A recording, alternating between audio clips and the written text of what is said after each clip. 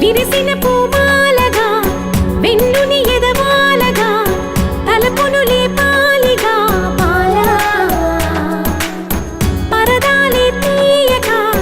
పరుపే దిగనీయక అవలింపాయింతగా మేరా కడవల్లో కవ్వాలు సడి చేస్తున్న వీణత గడపల్లో కిరణ